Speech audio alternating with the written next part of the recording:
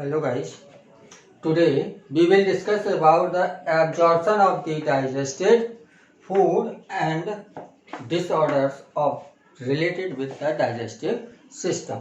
So first we comes on absorption of digested products. The end products of the digestion passes through the intestinal mucosa into the blood or lymph. जितना भी digestion के बाद जो material बने थे या products बने थे वो प्रोडक्ट्स इंटेस्टाइनल म्यूकोसा से पास होकर चले जाते हैं इनटू ब्लड स्ट्रीम। ब्लड के थ्रू ये पहले जाएंगे लीवर में इसका डिटॉक्सिफिकेशन होगा और फिर वहां से पूरी बॉडी में डिस्ट्रीब्यूट कर दिया जाता है जहां जितने मटेरियल की जरूरत होती है। तो एंड प्रोडक्ट्स पहले म्यूकोसा को पास करेंगे और ब्लड स्ट्रीम में या लिम्फ में पहुंचेंगे। ये जो एब्जॉर्प्शन होता है ये पैसिव मैनर से भी हो सकता है, मतलब सिंपल डिफ्यूजन से भी हो सकता है, एक्टिव मैनर से भी हो सकता है और फैसिलिटेटेड डिफ्यूजन से भी हो सकता है। अलग अलग प्रोडक्ट्स की अगर हम बात करें तो अलग अलग प्रोडक्ट्स अलग अलग टाइप से एब्जॉर्ब होते हैं और इनमें से कुछ एग्जाम्पल हमने दे रखे हैं, जैसे कुछ ग्लूकोज के मॉलिक्यूल, अमीनो एसिड, इलेक्ट्रोलाइट्स, ये सिंपल डिफ्यूजन से एब्जॉर्ब हो सकते हैं। लेकिन कुछ ग्लूकोज के मॉलिक्यूल्स और अमीनो एसिड ये फैसिलिटेटेड डिफ्यूजन से ट्रांसपोर्ट होते हैं। वाटर मेनली ऑस्मोसिस से एब्जॉर्ब होता है और amino acid, glucose, sodium ion ये इसेंशियल न्यूट्रिएंट्स होते हैं और इनकी अगर थोड़ी सी मात्रा भी इंटेस्टाइन में प्रेजेंट है तो उसको भी एक्टिवली, ज्यादातर हम देखते हैं कि सिंपल डिफ्यूजन और फैसिलिटेटेड डिफ्यूजन होता है अगेंस्ट कंसंट्रेशन ग्रेडियंट। तो जैसे भी कंसंट्रेशन इक्वल होता है तो क्या होता है, एब्जॉर्प्शन रुक जाता है। लेकिन ग्लूकोज की बात करें, अमीनो एसिड की बात करें और सोडियम आयन की बात करें तो ये बहुत एसेंशियल कंपोनेंट होते हैं, इनकी हमारी बॉडी को हमेशा जरूरत होती है। तो इनका एब्जॉर्प्शन एक्टिवली भी होता है, हम एनर्जी खर्च करके भी इनको एब्जॉर्ब करते हैं। एक्टिव ट्रांसपोर्ट में हम जानते हैं कि एनर्जी खर्च होती है in the form of ATP. केवल फैटी एसिड और ग्लिसरॉल का जो एब्जॉर्प्शन होता है ये अलग तरीके से होता है। तो फैटी एसिड और ग्लिसरॉल का एब्जॉर्प्शन कैसे होता है? नॉर्मली ग्लूकोज, अमीनो एसिड वगैरह ये तो सीधे म्यूकस मेम्ब्रेन से क्रॉस करके कहाँ चले जाते हैं, ब्लड कैपिलरीज में। ये बिलाई का स्ट्रक्चर है जो हम पहले देख चुके हैं। तो अमीनो एसिड हुए, ग्लूकोज हुआ और इलेक्ट्रोलाइट्स हुए, ये जनरली एक्टिवली, पैसिवली या फैसिलिटेटेड डिफ्यूजन से म्यूकस मेम्ब्रेन को क्रॉस कर लेंगे और क्रॉस करने के बाद ये कहाँ पहुंच जाएंगे, ब्लड कैपिलरीज में और बाद में डिफरेंट पार्ट्स में ये पहुंच जाएंगे। लेकिन फैटी एसिड और ग्लिसरॉल ये इनसॉल्युबल होते हैं। इनसॉल्युबल होने की वजह से इनका डिफ्यूजन ना तो पैसिवली हो सकता है, ना ही एक्टिवली हो सकता है और ना ही फैसिलिटेटेड डिफ्यूजन से होता है। तो इनके एब्जॉर्प्शन के लिए क्या करते हैं, पहले फैटी एसिड और ग्लिसरॉल दोनों मिलकर माइसिली का फॉर्मेशन कर लेते हैं। छोटी छोटी सी फैट की ड्रॉपलेट होती हैं जिनमें फैटी एसिड और ग्लिसरॉल प्रेजेंट होता है। इस छोटी सी बूंद को हम बोलेंगे माइसिली और ये माइसिली फैसिलिटेटेड डिफ्यूजन से क्रॉस कर जाएगी म्यूकस मेम्ब्रेन को, म्यूकोसा की मेम्ब्रेन को ये क्रॉस कर लेगी। बाद में ये म्यूकोसा की मेम्ब्रेन को तो क्रॉस कर लिया इसने, केवल म्यूकोसा की मेम्ब्रेन क्रॉस करेगी, लेकिन ब्लड कैपिलरीज के अंदर ये इंटर नहीं कर सकती हैं। तो जब ब्लड कैपिलरीज के अंदर इंटर नहीं कर सकती हैं तो इनको ब्लड में कैसे पहुंचाया जाए? इनको पहुंचाने के लिए बिलाई के अंदर लिम्फ कैपिलरीज प्रेजेंट होती हैं जिनको हम स्पेशल नाम देते हैं लैक्टिल्स। तो लैक्टिल्स भी इनको माइसिली के फॉर्म में एब्जॉर्ब नहीं करेगा। तो इसके लिए क्या होता है कि कुछ माइसिली आपस में मिल जाएंगे और इनके ऊपर प्रोटीन की कोटिंग हो जाएगी और इस तरह का जो स्ट्रक्चर बन गया, इस स्ट्रक्चर को हम बोलेंगे काइलोमाइक्रॉन्स और ये काइलोमाइक्रॉन्स लैक्टिल्स के थ्रू एब्जॉर्ब हो जाते हैं। तो फैटी एसिड और ग्लिसरॉल का जो एब्जॉर्प्शन है ये हटके होता है, लैक्टिल्स के थ्रू होता है। लैक्टिल्स कुछ नहीं है, सिर्फ बिलाई के अंदर पाई जाने वाली लिम्फ कैपिलरीज है। लिम्फ कैपिलरीज जो बिलाई के अंदर प्रेजेंट होती है इनको हम बोलते हैं लैक्टिल्स।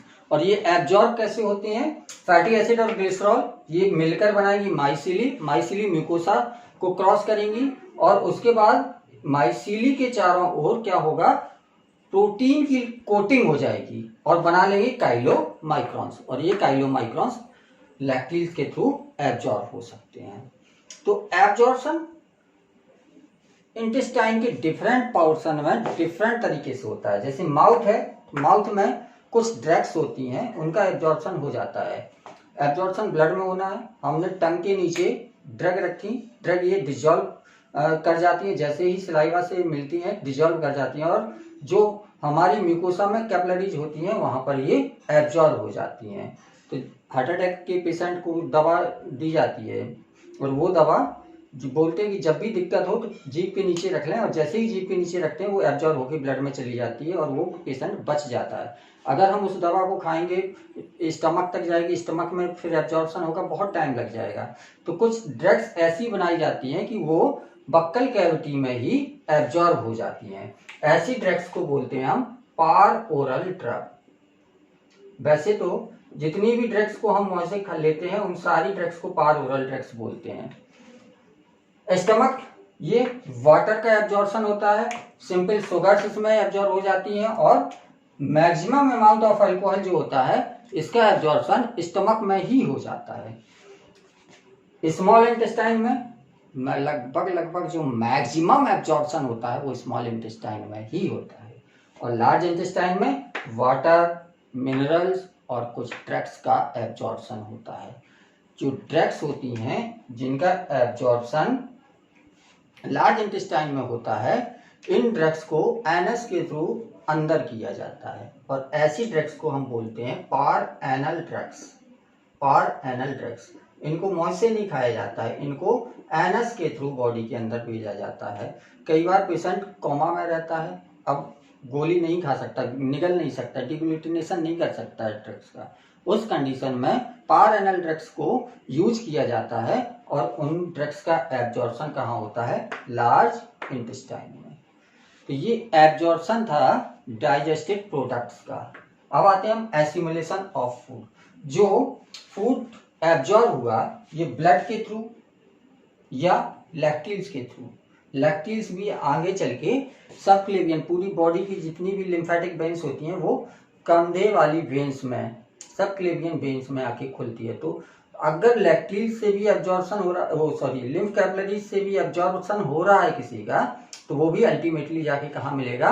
ब्लड में। तो जितना भी फूड है ये सब ब्लड में जाके मिक्स होगा, और ब्लड में जाने के बाद ये लिवर में पहुंचेगा, लिवर में डिटॉक्सिफिकेशन होगा, फिर ब्लड कैपिलरीज के थ्रू ही हम पहुंचा देंगे इसको in the different body parts.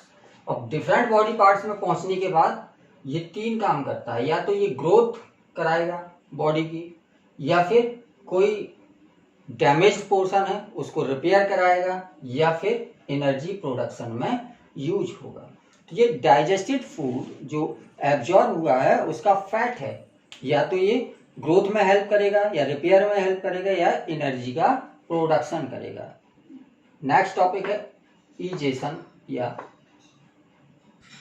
Defecation. Egestion या डेफिकेशन, इजेशन या डेफिकेशन जो भी जितना भी अनडाइजेस्टेड फूड होता है ये रेक्टम में आके स्टोर हो जाता है, रेक्टम में स्टोर होता रहेगा, और एट लास्ट क्या होगा? रेक्टम जब फुल हो जाएगा तो इसमें दो तरह के स्फिंक्टर होते हैं, एक इनर स्फिंक्टर होता है, एक आउटर स्फिंक्टर होता है। तो इनर स्फिंक्टर पर प्रेशर पड़ना शुरू होगा और रेक्टम की वॉल जो होगी ये भी स्ट्रेच होने लगेंगी। इनके न्यूरल रिफ्लेक्स ब्रेन तक जाएंगे, और ब्रेन तक पहुंचने के बाद हमें फीलिंग होगी कि हमें डेफिकेशन करना है। उस समय क्या होगा? जब हम सुटेबल टाइम होगा तो उस समय पर हम क्या करेंगे? अपने एक्सटर्नल स्फिंक्टर को रिलीज कर देंगे। जो इंटरनल स्फिंक्टर हैं ये इनवॉलेंट्री होते हैं, जैसे ही रेक्टम फुल होगा, बाल स्ट्रेच होंगी, इंटरनल स्फिंक्टर अपने आप ओपन हो जाएंगे। इंटरनल जो स्फिंक्टर हैं ये अपने आप ओपन हो जाएंगे, लेकिन एक्सटर्नल स्फिंक्टर जो होते हैं ये वॉलंटरी होते हैं, वॉलंटरी, इनको हम अपनी इच्छा से खोलते हैं। तो जैसे ही हम एक्सटर्नल स्फिंक्टर को ओपन करेंगे फीसेस के फॉर्म में डेफिकेशन हो जाएगा। इजेशन के बाद हम आते हैं disorders of the digestive system. तो डाइजेस्टिव सिस्टम का पहला डिसऑर्डर है inflammation of the intestinal tract. पूरे इंटेस्टाइनल ट्रैक्ट में मतलब एलिमेंट्री कैनाल में कहीं पर भी अगर इन्फ्लामेशन हो रहा है तो वो इन्फ्लामेशन इरिटेटिंग होगा, इरिटेट करेगा हमारी बॉडी में। पेन, जिस जगह पर भी इन्फ्लामेशन होगा वहां पर पेन महसूस होगा। और इस इन्फ्लामेशन के कई कारण हो सकते हैं।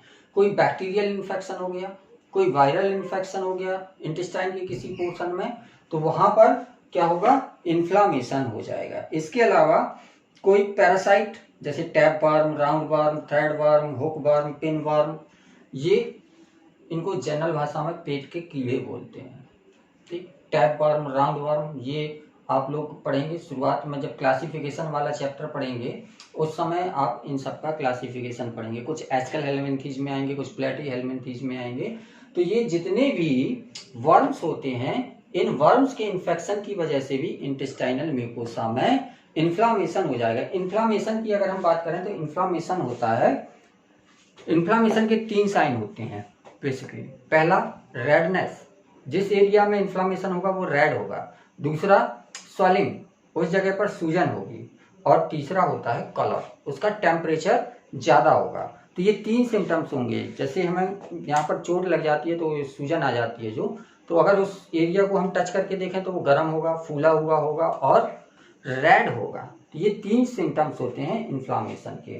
तो इन्फ्लामेशन म्यूकोसा में भी हो सकता है, उसके कारण बैक्टीरियल इन्फेक्शन, वायरल इन्फेक्शन या फिर किसी तरह के वर्म का इन्फेक्शन हो जाता है। दूसरा जो डिसीज है, ये डिसीज है जॉन्डिस की। इस जॉन्डिस की डिसीज में लिवर जब इफेक्टेड हो जाता है, हमारा लिवर से डिफरेंट टाइप के डाइजेस्टिव जूस निकलते हैं, जैसे बाइल जूस वगैरह बनता है। और वो बाइल जूस जब लिवर इफेक्टेड होगा तो बाइल जूस के सिंथेसिस में भी फर्क पड़ेगा। और इसमें क्या होगा, बाइल जूस में बाइल साल्ट्स होते हैं और बाइल पिगमेंट्स होते हैं। बाइल पिगमेंट्स बिलिरुबिन और बिलिवर्डिन होते हैं। ये बिलिरुबिन और बिलिवर्डिन जो होते हैं ये बाइल पिगमेंट्स होते हैं। और इनमें से जो बिलिरुबिन होता है ये येलो कलर का होता है।